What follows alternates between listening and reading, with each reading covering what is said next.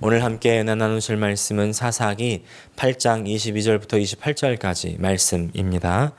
그때에 이스라엘 사람들이 기드온에게 이르되 당신이 우리를 미디안의 손에서 구원하셨으니 당신과 당신의 아들과 당신의 손자가 우리를 다스리소서 하는지라. 기드온이 그들에게 이르되 내가 너희를 다스리지 아니하겠고 나의 아들도 너희를 다스리지 아니할 것이요 여호와께서 너희를 다스리시리라 하니라. 기드온이 또 그들에게 이르되 내가 너희에게 요청할 일이 있으니 너희는 각기 탈취한 귀고리를 내게 줄지니라 하였으니 이는 그들이 이스마엘 사람이므로 금 귀고리가 있었음이라. 무리가 대답하되 우리가 즐거이 드리리이다 하고 겉옷을 펴고 각기 탈취한 귀고리를 그 가운데 던지니 기드온이 요청한 금 귀고리의 무게가 금 1700세겔이요 그 외에 또 초승달 장식들과 폐물과 미디안 왕들이 입었던 자색 의복과 또 그 외에 그들의 낙타 목에 둘렀던 사슬이 있었더라. 기드온이 그 금으로 에봇 하나를 만들어 자기의 성읍 오브라에 두었더니 온 이스라엘이 그것을 음란하게 위함으로 그것이 기드온과 그의 집의 올무가 되니라. 미디안이 이스라엘 자손 앞에 복종하여 다시는 금어리를 들지 못하였으므로 기드온이 사는 40년 동안 그 땅이 평온하였더라. 아멘. 오늘 사사기 8장 22절부터 28절까지 말씀을 중심으로 독립을 원하십니까? 라는 제목으로 함께 은혜를 나누기 원합니다. Happy Independence Day! 독립을 축하하면서 하나님께 감사합니다.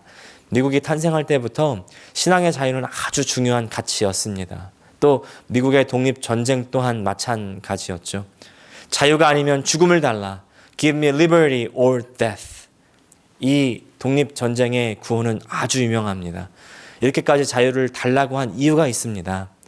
이제 파운딩 파더 중에 한 사람인 토머스 제퍼슨은 그 독립선언서에서 기독교적인 정신을 바탕으로 해서 영국으로부터의 독립을 선언하고 동시에 이제 모든 사람이 하나님 앞에서 평등하게 태어났고 또 누구도 빼앗을 수 없는 그 생명의 자유 그리고 행복 추구권을 부여받았다고 그렇게 선언합니다.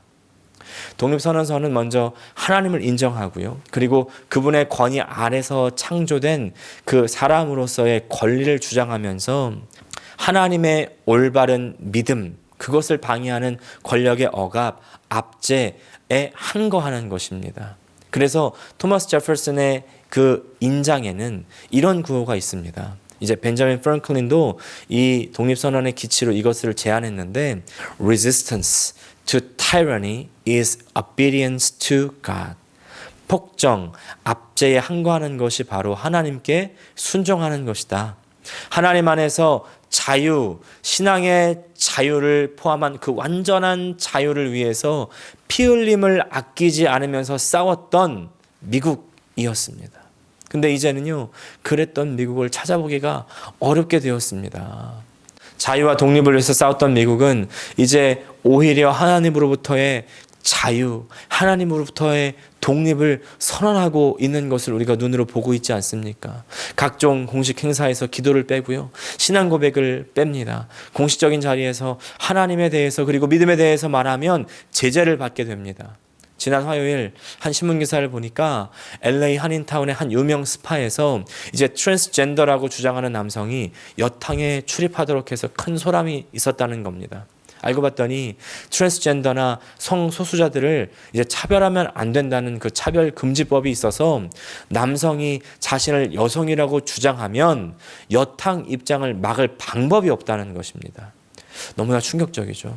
지금 이런 지경에까지 이르렀습니다. 그런데 여기서 우리가 착각하는 것은요, 이런 상태가 지금에 와서야 이르렀다고 생각하는 것입니다. 사실은 그렇지 않습니다.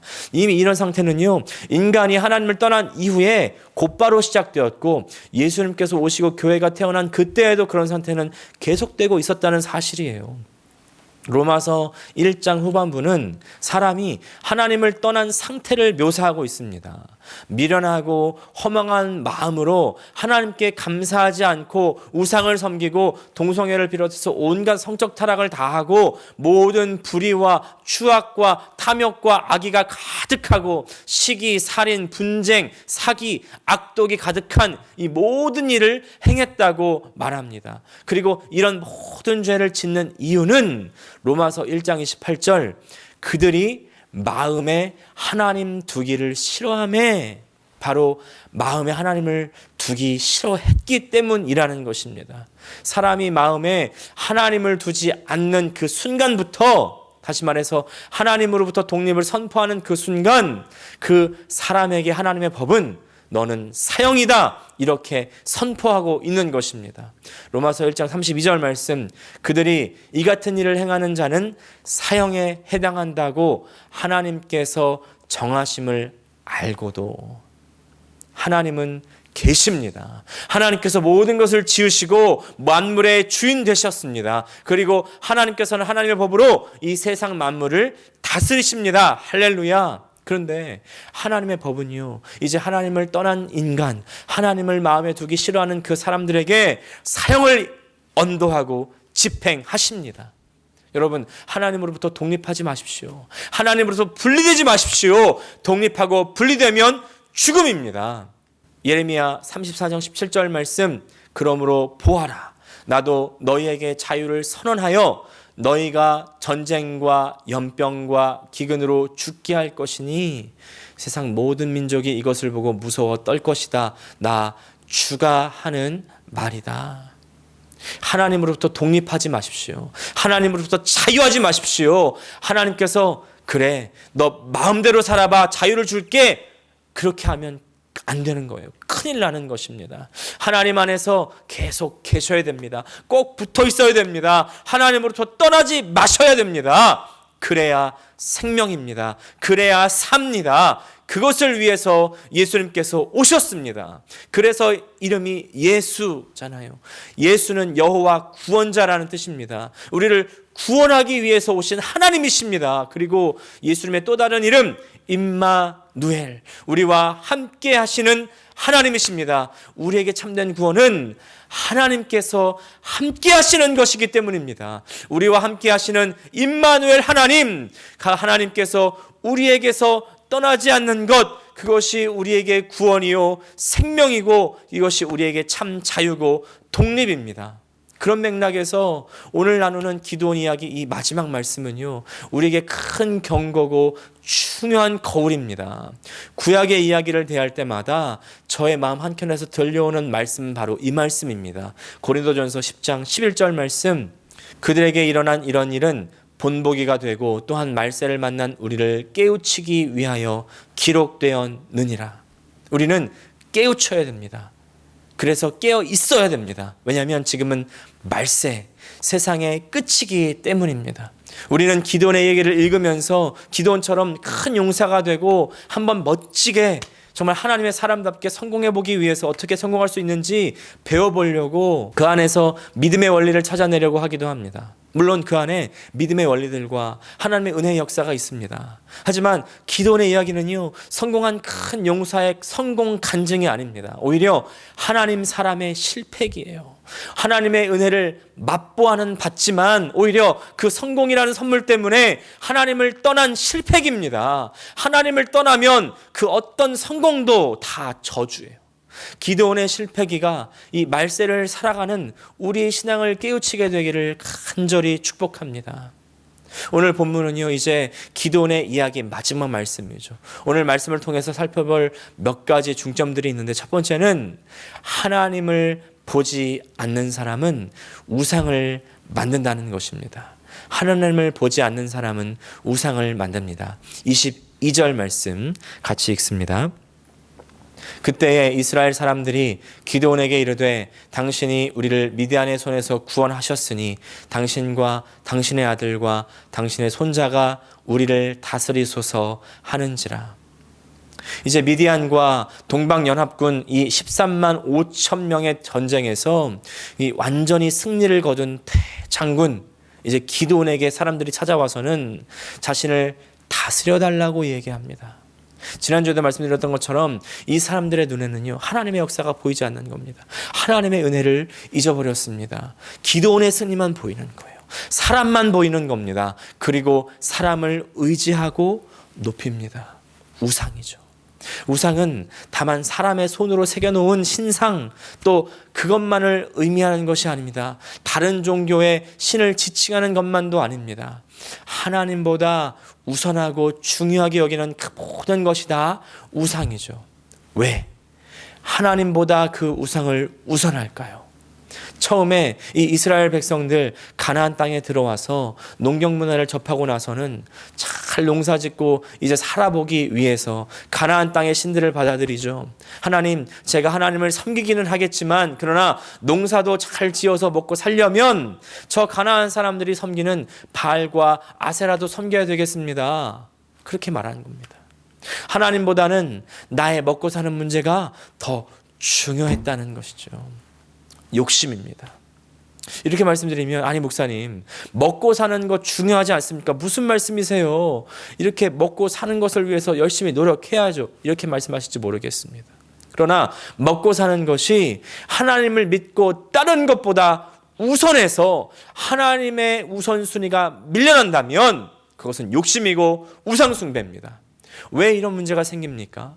왜 내가 먹고 사는 문제가 하나님을 믿고 따르는 것보다 더 중요하게 되어버렸습니까? 왜냐하면 하나님이 나의 생사를 책임진다는 믿음이 없기 때문에, 나의 현실로만 판단을 하고 그리고 하나님께서 나의 인생을 책임지고 인도한다는 믿음이 없습니다. 왜 그 믿음이 없습니까?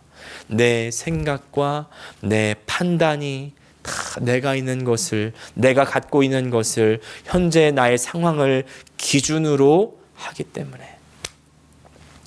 선악의 기준이 나에게 있고 삶의 기준이 나에게 있습니다. 교만이죠.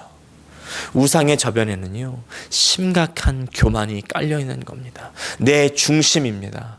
그런데 이때 기드온이요, 참된 하나님의 사사였다면 마치 아론의 손자 비느하스가 음란과 우상 숭배에 빠지는 저 이스라엘 백성들을 쳐 죽였던 것처럼 아주 단호하게 그 이스라엘의 잘못된 요청, 왕이 되어달라는 잘못된 요청을 거절해버리고 싹을 잘라버렸어야 됐을 텐데 전혀 그러지 않고 그러지 못합니다. 왜냐하면 기드온도 이미 타락했기 때문입니다. 그 안에서 이미 우상이 자리 잡았기 때문입니다. 계속해서 23절 말씀입니다. 기드온이 그들에게 이르되 내가 너희를 다스리지 아니하겠고 나의 아들도 너희를 다스리지 아니할 것이요 여호와께서 너희를 다스리시리라 하니라. 기드온으로 왕으로 삼겠다고 하는 이 사람들에게 하는 기도의 답변 정말 멋집니다. 너희를 다스리시는 분은 하나님이시다. 나도 나의 아들도 너희를 다스리지 않겠다. 네, 여러분, 우리의 비극은요, 항상 우리의 결심대로 살지 못한다는 겁니다. 우리가 아는 대로 살지 못한다는 겁니다. 정답대로 살지 않습니다. 근데 더 큰 비극은 우리가 아는 대로 살려고 하지도 않을 뿐더러 우리의 말로 우리 안의 죄악을 가려버립니다. 포장합니다. 우리가 어떤 사람을 알려면 그 사람의 말이 아니라 그 사람의 행동과 삶을 보아야죠. 기드온이 정말 최고의 정답의 말은 했지만 그러나 바로 그 후의 행동은 그의 실태를 적나라하게 드러내주는 것입니다. 24절입니다. 기드온이 또 그들에게 이르되 내가 너희에게 요청할 일이 있으니 너희는 각기 탈취한 귀고리를 내게 줄지니라 하였으니 이는 그들이 이스마엘 사람들이므로 금 귀고리가 있었음이라. 신기합니다. 마음속에 우상 있는 사람들은요, 전부 물질에 욕심이 있습니다. 많습니다. 왜냐하면 그 안에 욕심이 있기 때문입니다. 그 사람들은요, 현실만 보면서 사는 사람들이기 때문입니다. 그러니까 현실을 책임질 돈이 필요하죠. 돈을 의지합니다. 지난주에 이제 사탄과 귀신에 대한 어떤 강의를 줌으로 이제 함께 듣는데 강사 목사님이 이런 얘기를 합니다. 귀신이 병에도 들게 하고 문제 상황도 만들지만 자기가 생각할 때 귀신 중에 가장 센 귀신은 돈 귀신이라는 거예요. 마지막에 다 돈 때문에 무너진다는 겁니다. 수많은 훌륭한 목회자들이 나중에 돈으로 무너진 경우 얼마나 많이 우리가 봅니까? 성도 여러분, 제가요 물질의 유혹에 빠지지 않을 수 있도록 저를 위해서 빠짐없이 꼭 기도해 주시기를 부탁을 드립니다. 이건요 목회자 혼자만의 노력이 아니라 성도 여러분의 노력도 함께 필요합니다. 25절 봅니다. 무리가 대답하되 우리가 즐거이 드리리이다 하고 겉옷을 펴고 각기 탈취한 귀고리를 그 가운데 던지니. 이제 이스라엘 백성들이 기도원이 해달라는 대로 다 해주죠. 아주 기꺼이 해줍니다. 왜냐하면 자기를 구원한 사람이니까. 교회에서도 비슷한 일을 많이 보게 됩니다. 목회자들이 아주 좋은 설교와 목회로 마음이 치유받고 이제 성도들이 마음이 치유받고 은혜를 얻고 나면 그 목회자를 우러러보는 마음이 생기곤 하죠. 그래서 그 목회자를 높이고 칭찬하고 해달라는 대로 다 해주는 그런 교회들을 봅니다. 그러나 목회자들도 사람이고요. 같은 성정을 가진 사람, 높이면 높아집니다. 그리고 높아지면 당연한 줄 압니다. 저 성도들이 나에게 돈을 주고 잘해주는 것이 당연한 줄 압니다. 나는 칭찬을 받는 것이 당연한 줄 압니다. 신앙은요, 당연한 줄 알면 끝인 겁니다. 물론 그렇다고 해서 목회자를 쫄쫄 굶기고 간신히 먹고 살 정도로 만들라는 말씀이 아니죠. 오히려 그러는 목회자는 이제 더 먹고 사는 일에 혈안이 될지도 모르겠습니다. 어디서 돈구멍이 없나, 떨어질 곳이 없나 더 쳐다볼지도 모르겠습니다. 둘 다 뭔가 결여됐습니다. 뭐가 결여됐냐면 바로 하나님께서 은혜 주신 것을 보지 못하고 있는 것입니다. 어느샌가 우상이 성도와 목회자 가운데 깊이 자리 잡았습니다. 성도들은 목회자만 보이고요. 목회자는요, 돈이 보이는 겁니다. 아무리 그래도 내가 당장 먹고 사는 것이 문제가 없으면 아무 상관이 없는 겁니다. 네, 28절. 미디안이 이스라엘 자손 앞에 복종하여 다시는 그 머리를 들지 못하였으므로 기드온이 사는 40년 동안 그 땅이 평온하였더라. 미디안을 정복하고 나서 그 땅의 전쟁이 사라졌습니다. 40년 동안이나 평온했다니까 그냥 좋은 게 좋은 걸로 생각합니다. 그러니까 괜찮은 걸까요? 그걸로 된 걸까요? 하나님께서 이제 전쟁에서 승리하게 해주셨으니까 모든 문제가 다 해결된 것입니까?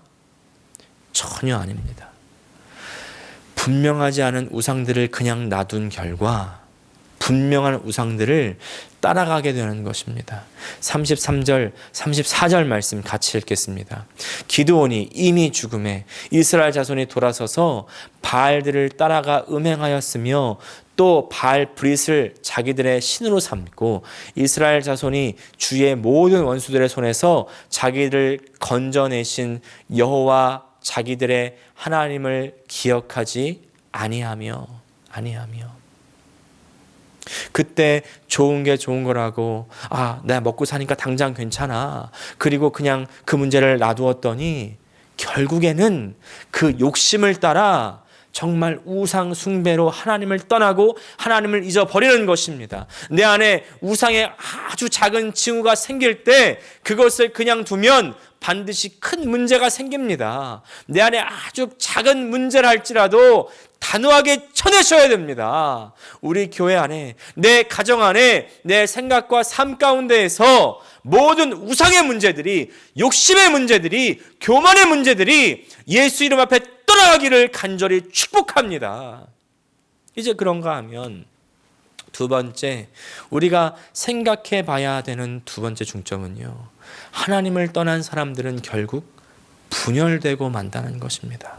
서로 분열합니다. 멸망입니다. 27절 말씀입니다. 기드온이 그 금으로 에봇 하나를 만들어 자기의 성읍 오브라에 두었더니 온 이스라엘이 그것을 음란하게 위함으로 그것이 기드온과 그의 집에 올무가 되니라.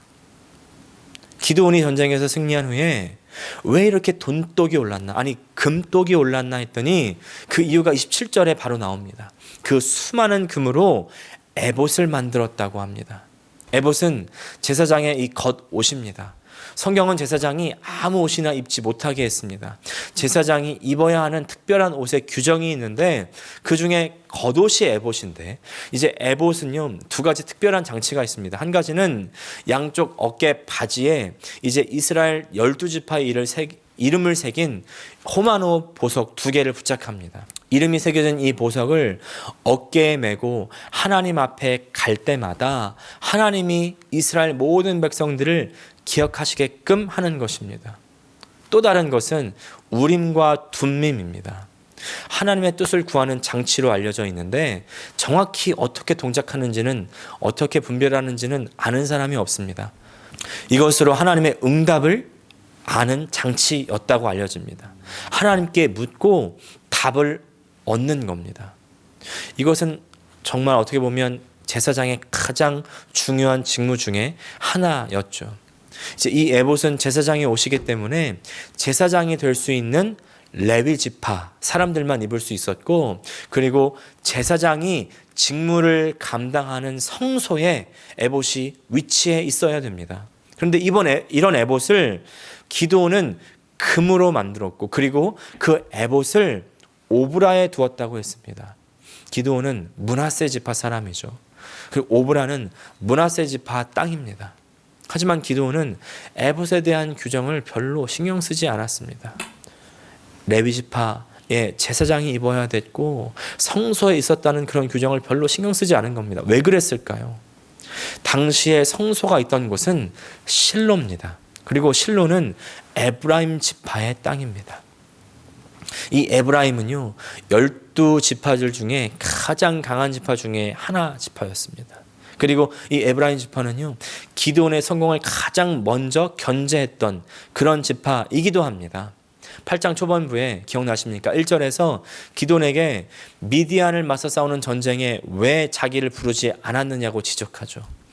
몇 주 전에 기드온의 입장에서 볼 때 에브라임을 전쟁에 부르지 않은 이유, 전리품을 나누기 싫어했기 때문이라고 말씀을 드렸습니다. 전리품도 전리품이지만 에브라임의 입김이 싫어서 가뜩이나 강성한 그 에브라임이 승자의 자리에 앉는 것이 못마땅해서 부르지 않았을 수도 있었겠죠. 그런데 이제 에브라임 입장에서는 기드온이 에브라임의 도움 없이 다른 몇몇 군소 지파들과 함께 대미디안전에서 대승을 거두게 되니까 입지가 좁아지는 겁니다. 그래서 이렇게 기드온이 지적하니까 기드온이 2절 3절에서 만물포도 끝물포도 이야기를 하죠. 너희가 만물포도고 우리가 끝물포도다. 우리가 아무리 쫓아냈어도 전쟁 군대 장관들을 잡은 너의 공로가 가장 큰 것 아니냐. 이렇게 쟁점을 회피하고 화해를 꾀하고 그렇게 일단락 시킵니다. 하지만 일시적인 회피였고요. 어느 정도 에브라임을 세워준 것이기에 공로도 나누게 된 것 아니겠습니까? 그리고 이때 이제 기드온은 마지막 승리를 확정 지은 이후에 왕이 되어달라는 그 요구, 그것은 거절한 듯 했지만 그러나 에봇을 만들어서 그의 지위를 더욱더 공교하게 하는 것입니다. 예전에 하나님의 뜻을 확인하기 위해서는요, 제사장이 그 있는 에브라임 지파 땅의 실로까지 가서 성소에 들어가서 제사를 드리고 또 하나님 앞에 뜻을 물어서 확인했어야 됐는데, 이제는 기드온이 에봇을 갖고 있으니 기드온에게 가면 하나님의 뜻을 묻고 확인할 수가 있게 된 겁니다. 군사적으로는 이미 최고의 위치에 올랐고요, 신앙적으로도 최고의 위치에 올라가게 되는 것이죠. 그야말로 이스라엘의 그 절대자의 자리에 올라간 겁니다. 그 증거가 바로 그의 아들의 이름입니다. 오늘 읽지 않았지만 30절에 보면 기드온이 아내가 많아서 아들을 70명이나 낳았다고 했는데, 이런 풍습은요 가나안 왕들의 풍습을 그대로 따라가는 것이고요, 또 거기에 아내 말고 첩들도 많아가지고 그 첩의 아들들 중에서 하나의 이름을 아비멜렉이라고 짓습니다. 아비멜렉의 이름, 지난번에 그냥 다만 많은 왕들의 이름이라고만 소개해드렸는데 그 많은 왕들이 그런 이름을 지은 이유가 있습니다. 아비멜렉의 뜻이 그 아버지는 왕이다 라는 뜻이기 때문입니다. 그 아버지가 누굽니까? 아비멜렉의 아버지는 기드온. 자기가 왕이라는 것을 그냥 드러내는 겁니다. 자, 그렇게 이스라엘 백성들도 기드온을 왕으로 추대하고 기드온도 겉으로는 사양하지만 점점 왕이 되어가는 것입니다. 타이와 자이로 왕처럼 된 기드온이 하는 행동, 우리가 지난주에 걸쳐서 계속 봤죠. 이 숙곡과 분회를 아주 죽여버림으로써 심하게 응징하고요, 에브라임의 힘을 완전히 빼버립니다. 점점 이스라엘 내에서 12지파들이요, 같은 나라라는 생각이 사라져 버리게 되는 것입니다. 한 사람이 왕이 되기 위해서 다른 모든 지파들이 나누게 되는 일들, 하나님의 은혜로 출애굽해서 광야에서 하나님의 백성과 하나님의 군사로서 훈련을 받았던 그 이스라엘 백성들, 한 민족으로서 애굽과 광야의 그 어려움을 이겨내고 한 나라로서 가나안의 거민들을 물리치고 이제 하나님의 약속의 땅에 정착했습니다. 그런데 백성들과 사사들이 하나님을 떠나기 시작하니까 점점 하나님이 사라지기 시작합니다. 보이지 않게 됩니다. 그 욕심과 교만으로 사로잡히기 시작하니까 서로 점점 분리되기 시작하는 것입니다. 지파들끼리의 분쟁이 시작됩니다. 이때부터 시작된 이 분리됨, 사사기가 끝나갈 때 점점 더 심해지고요, 아예 베냐민 지파를 몰살시켜버리는 일도 일어나게 되죠. 나중에 다윗의 아들 그 솔로몬이 죽고 나서 그 아들 르호보암, 그리고 그 신하였던 여로보암의 때에 극심해져서 남유다와 북이스라엘로 완전히 분리가 되게 됩니다. 서로 나뉜 이유가 무엇입니까? 그 안에 구심점이 되셨던 하나님이 보이지 않게 되었기 때문입니다. 사라졌기 때문입니다. 하나님이 없는 공동체, 처음에 아무리 좋고 화려하고 멋지게 시작하고 멋지게 보여도 그 끝은요, 하나님이 없으면 분열이고 멸망입니다. 바벨탑을 기억해 보십시오. 그들은 홍수의 재앙을 더 이상 당하지 않게 하기 위해서 높은 탑을 지으려고 함께 했습니다. 얼마나 멋집니까? 인류 보호, 인류 보존이라는 목적이었지만 그 안에 목적은 무엇이었냐면, 숨겨진 목적은 자신의 이름을 내려고 했던 욕심이 있었던 것입니다. 그리고 그 결과는 결국 분열이었습니다. 난이었습니다. 하나님께서 언어를 흩으셨다고 성경은 기록하지만, 그러나 그 분열이 다만 언어의 분열이었을까요? 먼저 생각의 분열이 있지 않았겠습니까? 생각이 같지 않은 사람들과 여러분 말해 보셨습니까? 말은 한국말인데 말이 통하지가 않습니다. 마음이 통하지 않기 때문입니다. 자기의 욕심이 앞서기 때문입니다. 자신의 욕심이 앞서기 때문에 자기의 이익에 따라서 말을 바꾸고 자가당착의 말들을 하게 되는 것이죠. 분열이 거기서부터 생기는 겁니다. 계속 나뉘고 하나 되지 못하는 것은 하나님을 떠난 사람의 특징이고, 그리고 사탄의 속성입니다. 사탄이 스스로가 하나님으로부터 분리됐고, 그리고 이제는 하나님께서 그 사랑하시는 사람들을 분리시키고 있는 겁니다. 그리고 사탄은요, 신약에서 디아블로스, 이간시키는 자라고 하죠. 죄는 사람을 하나님과 분리시키고 또 서로를 분리시킵니다. 그리고 그 분리의 끝은 멸망입니다. 죽음입니다. 그 분리에서, 죽음에서 우리를 구하기 위해서 오신 예수님께서 하신 일을 보십시오. 그것은 바로 십자가에서 죽으심이었습니다. 그 십자가 희생으로 말미암아 하나님과 분리된 우리가 화목하게 됐고 서로 하나가 되었습니다. 에베소서 2장 16절 말씀, 또 십자가로 이 둘을 한 몸으로 하나님과 화목하게 하려 하심이라, 원수된 것을 십자가로 소멸하시고. 할렐루야. 지난 목요일에 이제 제가 아는 목사님의 소개로 텍사스에서 온, 하와이로 결혼하러 온 이 커플의 결혼을 주례하게 되었습니다. 제가 이 커플을 주기하기 전에 줌으로 서로 만나 미팅하면서 사랑이 무엇이라고 생각하냐고 질문을 던지고요. 그리고 주례 시간에 사랑은 희생이라고 그렇게 말씀을 나눴습니다. 여러분, 사랑해서 하나님 아버지는 우리에게 그 독생자 아들을 주셨고, 사랑해서 그 독생자 아들은 우리에게 자기의 목숨을 아끼지 않으신 것입니다. 로마서 5장 8절 말씀, 우리가 아직 죄인 되었을 때에 그리스도께서 우리를 위하여 죽으심으로 하나님께서 우리에 대한 자기의 사랑을 확증하셨느니라. 이 사랑이, 이 희생이 우리를 하나님과 화목하게 하고 서로를 하나 되게 하는 것입니다. 하나님의 사랑과 희생이야말로 바로 분열을 극복하고 승리하는 유일한 비결인 줄 믿습니다. 사랑하는 성도 여러분, 예수님의 희생을 받아들이십시오. 그 사랑을 받아들이십시오. 사랑하기 위해서 자신의 것을 다 내어주신 그 희생 안에 나를 향한 욕심은 자리 잡을 수가 없는 것입니다. 더 이상 우상이 버티고 있을 수 없는 것입니다. 오직 하나님을 향한 뜻과 사랑만 있습니다. 하나님께서는 우리를 하나님의 사랑으로 부르시고 하나님의 사람 되게 하시고 그리고 끊임없이 은혜를 주고 계십니다. 하나님으로부터 떠나지 마십시오. 독립하지 마시고 그 사랑을 받고 그 하나님의 사람으로 온전히 살아가시기를 축복합니다. 영원히 살아가시기를 축복합니다. 기도하겠습니다.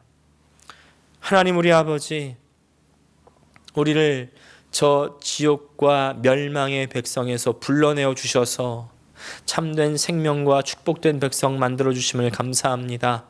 그런데 우리는 계속 우리 안에 욕심을 따라 행하며 하나님을 떠나보지 않고 하나님으로부터 눈 닫고 세상으로 눈 여는 우리의 잘못된 이 죄성을 따라 살았음을 고백합니다. 하나님 아버지, 우리 안에 있는 이 욕심 다 내어버리게 하여 주시고, 하나님 아버지, 정말 우리를 향해서 희생하셨던 그 하나님의 사랑, 예수님의 은혜를 우리가 더욱 기억함으로 말미암아 하나님 아버지, 더욱 하나님께서 우리에게 원하시는 그 거룩한 하나님의 사람으로서의 삶을 살기에 부족함이 없도록 주님 인도하여 주시옵소서. 그 은혜 안에 강건한 우리 모든 주의 백성 될 수 있도록 도와 주시옵소서. 예수님의 이름으로 기도합니다. 아멘.